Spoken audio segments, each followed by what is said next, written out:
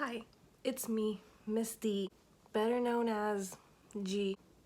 You may or may not know, but I live in Houston, and I was gonna get on here and talk about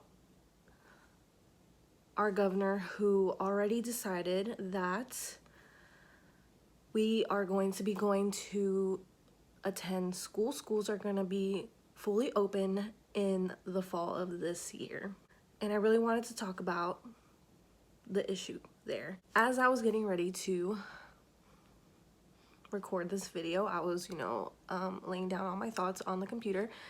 I actually got word that the cases in Houston are at a all-time high since the governor had decided to reopen. And I just want to put this out there that a couple months ago, a lot of us really thought that the coronavirus was going to go away in the summer due to the heat. And I don't know where that idea came from. I don't think there was any studies that showed that coronavirus would diminish with the heat. So we're in the middle of summer. Actually, I don't think we began summer, but either way, we're in Texas. It's already getting hot, and the cases have only risen since we have began to open up our state. So, or at least in Houston. I don't know about like Dallas, San Antonio, and Austin. I don't know about those areas, but I'm speaking about Houston. So I wanted to go over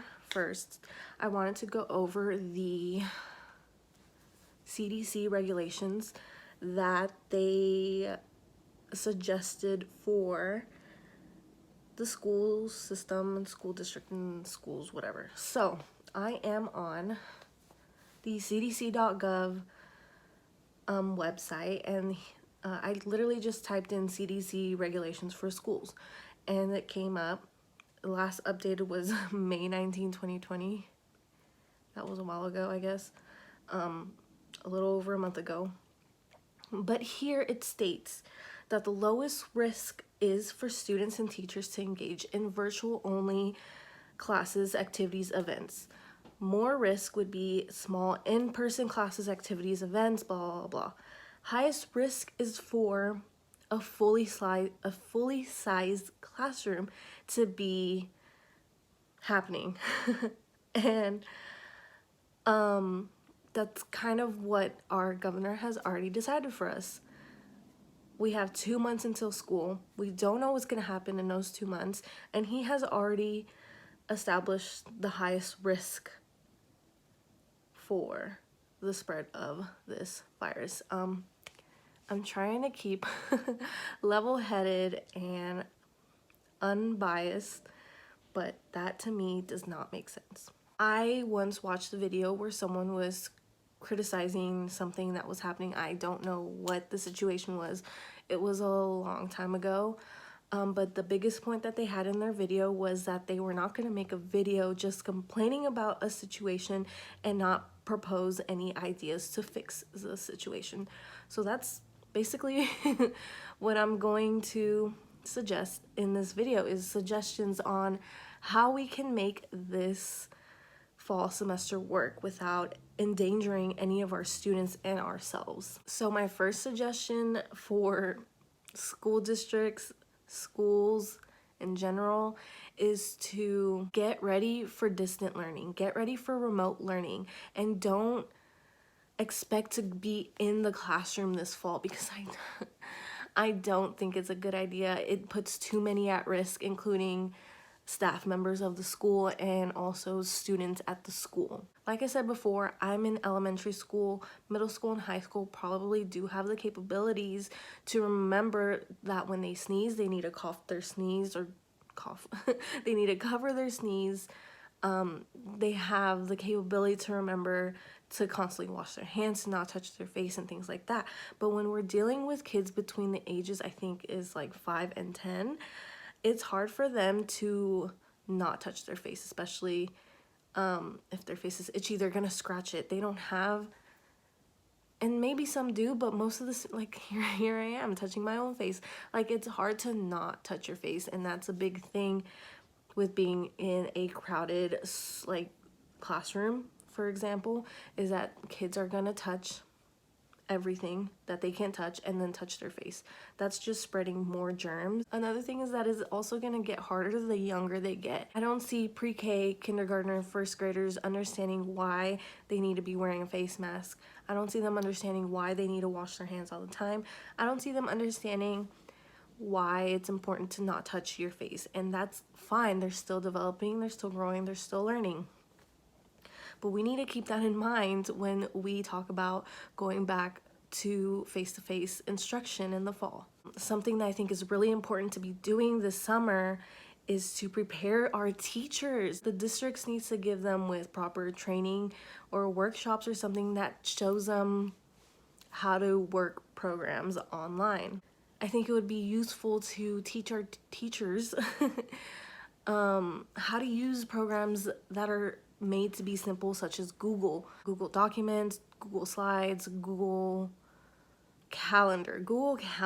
I will get to all that in a second, but there's so many free, simple websites that we can try to learn about more in order to better our teaching for when we do, if we do, here's it, for when I hope that we do online instruction in the fall.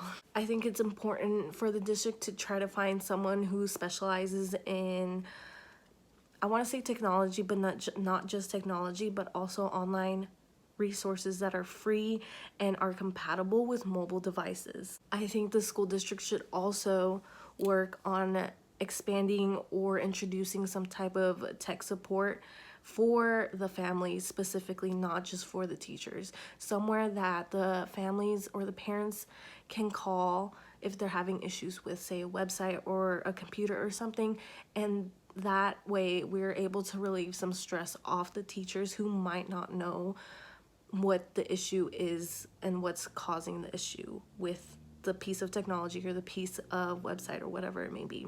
My next suggestion is to give the students the resources that they need in order to learn at home. Most districts should have, or at least in Houston, I know most districts should have one laptop per student.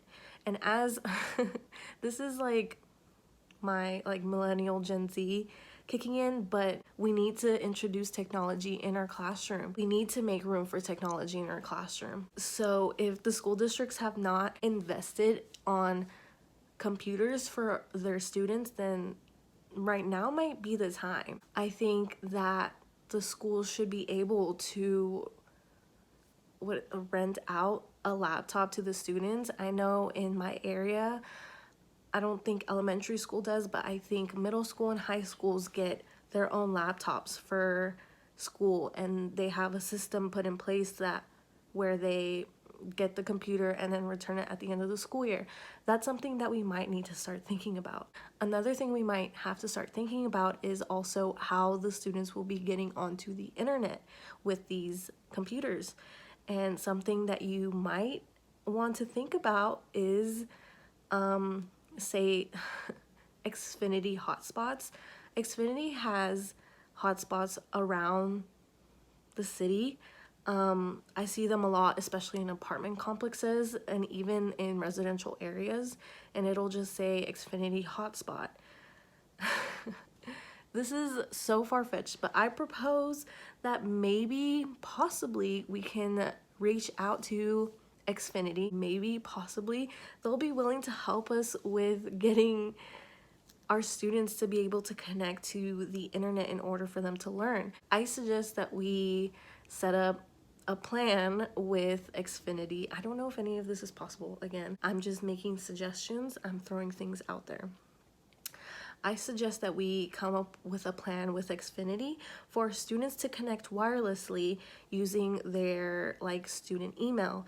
And with that wireless connection, they'll be able to get on things such as, I know around here we use clever.com, and then we use things like google.com for like all the Google things. It'll have a limited internet access, which means they won't be able to get on things such as like Facebook or Instagram or play games on their computer. It'll only be allowed for things such as Google, things on Clever like educational websites, and possibly YouTube, because I think YouTube can be a great platform for students as well.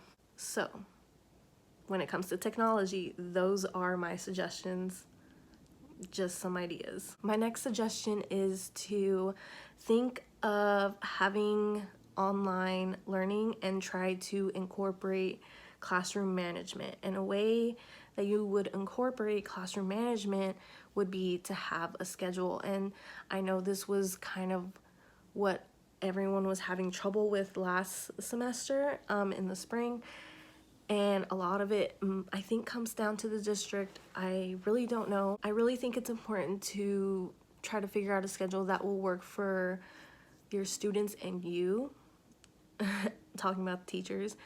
I like look at the way college courses are administered, and again, like these students, these are kids, they're not college students, but I really like the layout that online courses in college classes have. I think it'd be a good idea to assign assignments on Monday and have them all due on Friday. So like assign assignments on Monday around 7 a.m.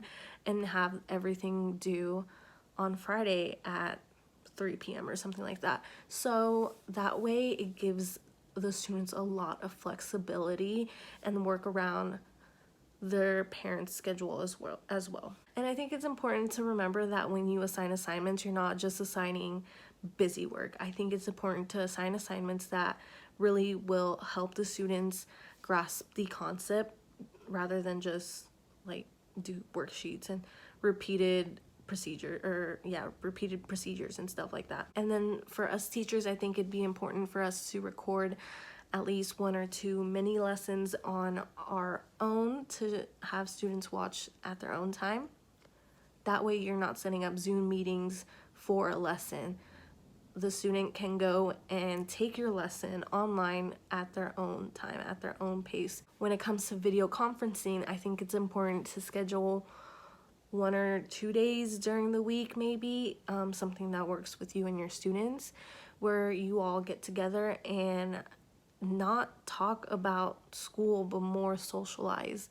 We forget that students, when we remove school, we also remove their socializing time that they normally have at school. So having an hour dedicated out of your day where students can log on and talk to their friends and talk to you and get to know you, because it is going to be the fall semester, I think that would be important.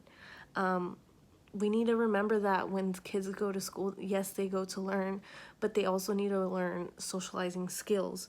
So we don't always want to bombard them with learn, learn, learn, learn. They also want to take a break from that learning. I know some teachers have done this, but you can also schedule times for small meetings, small group meetings, where you meet with 3 or 4 students and they can ask you questions that they've had, or you can teach a mini lesson, whatever it may be. You can also be doing small groups that are educational, that are based on learning. And keeping it small is better, because that way you, instead of having to look at 20 faces on the screen, you're only looking at 3 or 4, and keeping eye contact with them. You are actually teaching them, and they are paying attention to you because they know that you're only looking at them 3 and not them 20. You know what I mean? Okay, this is going to be a very, very unpopular opinion, but I think it's important for teachers to have respected office hours that parents can go to ask their questions. My mom's a teacher. A lot of times what I witnessed was she's getting phone calls left and right from parents that are asking really they're not dumb questions or anything. They're serious questions, but they didn't have to be answered immediately, if that makes sense. So if I was a teacher, during this time, I would definitely have office hours Monday, Wednesday, and Friday. And here's where, again, it goes a little bit unpopular. I would have it for 1 hour in the morning and 1 hour in the late afternoon. Again, you have to remember about parents who have to go to work and provide for their child. They are not going to be available during school hour times.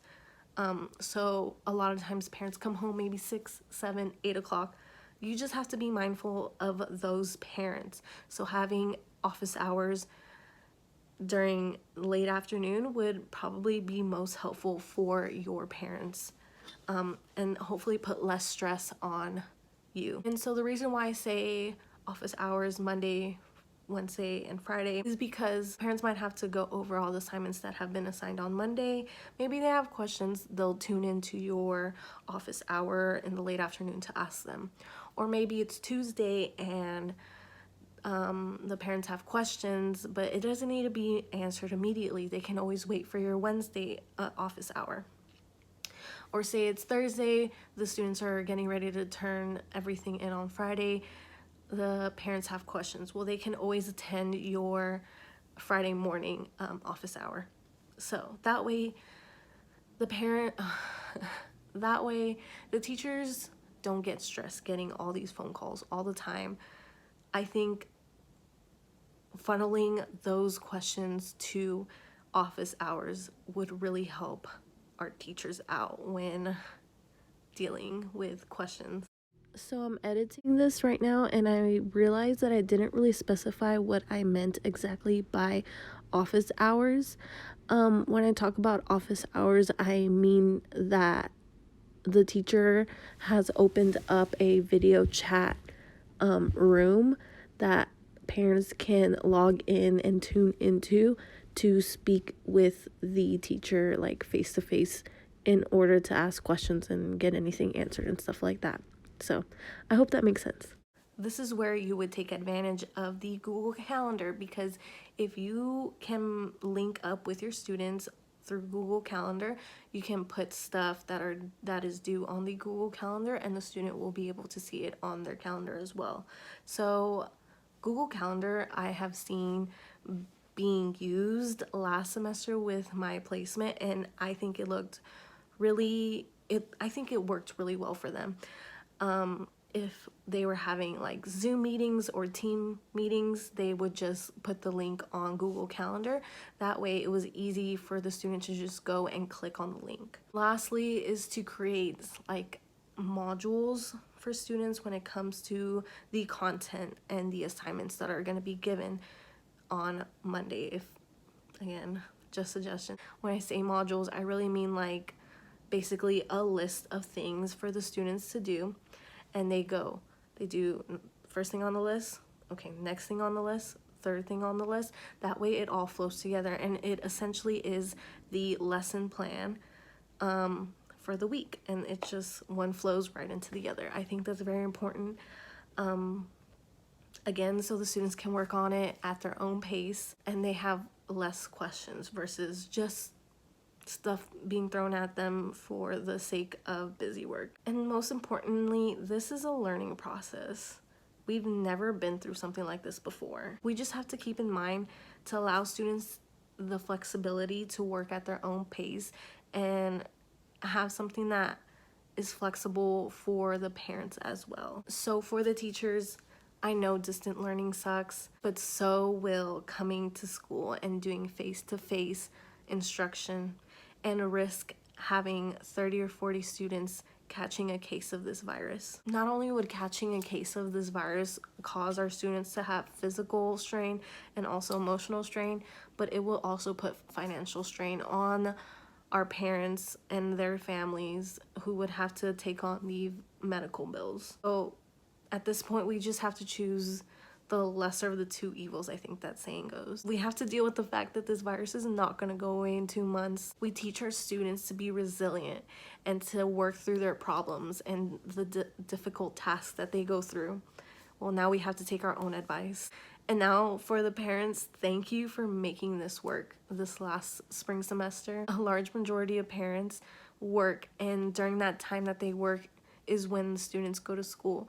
And so when all that changed, we had to involve our extended family to take care of our kids or rely on the older siblings to watch over them while the parents were at work and having to provide for their family. Just know your efforts will not be forgotten in the future when your child looks back at this point in life, and then they will also thank you. I know I don't have much of a voice on this like teeny platform that I have, but I was just getting so worked up on the news coming out from the school district, from our governor, that I couldn't take it anymore. I had to talk. I had to let my voice be heard in some way or another. If you've watched this, hopefully I was able to persuade you to lean more towards distant learning than in-person face-to-face classroom, because I really do feel that in the long run it will help us. I really do think we can make this work now that we have the summer break to really sit and think about what our